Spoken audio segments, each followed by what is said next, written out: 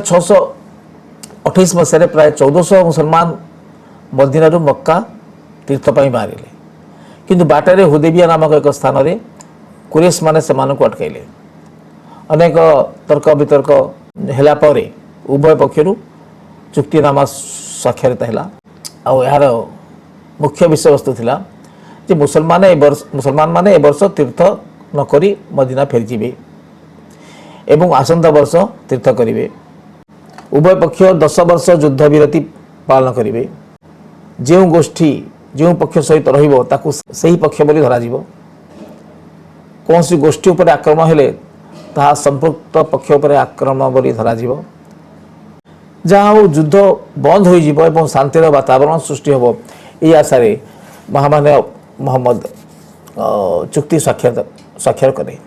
मुसलमान माने निश्चिंत हो गले जे आउ से आक्रमण हेबा नहीं से शांति रही।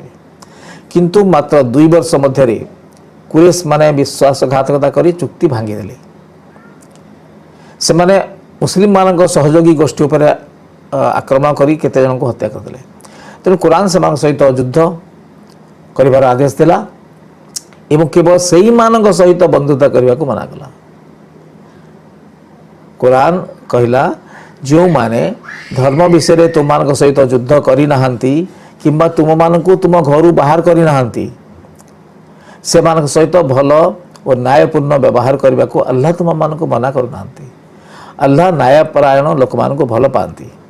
अल्लाह तो केवल सही लोक मान सहित बंधुता करने को तुम मान को बारण कर जो माने धर्म विषय तुम मान सहित युद्ध करिसंती एवं तुम मान को तुम घर बाहर कर देइसंती किंबा बाहर करिवारे सहाय्य करिसंती।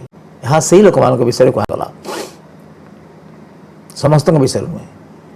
कुरान साधारण अमुस्लिम नागरिक मान विषय या कही नहीं केवल सही अत्याचारी शत्रु मान विरोध में कहूँ जो मैंने वर्ष वर्ष धरी मुसलमान मान अत्याचार कर शेष में विश्वासघातकता कर शांति होइथिबा चुक्ति को भांगी देथिले। किंतु दुखर कथा जे यही युद्ध विषय कुरान बाणी गुड़ी को केतेक लोक निजर स्वार्थ एवं घृणा विद्वेष सृष्टि करने कोट करती। यह फल साधारण लोक मन में सन्देह सृष्टि होगा स्वाभाविक। धर्मग्रंथर जो बाणी गुड़ी को कौन सी घटना सह संपृक्त सेगुड़ी को बुझापी भाष्यर साहाय्य दरकार पड़ता है। घटनार प्रसंग एवं तार पृष्ठभूमि न जानी केवल गोटे धाड़ीर अनुवाद देखी अर्थ करा जाए नहीं।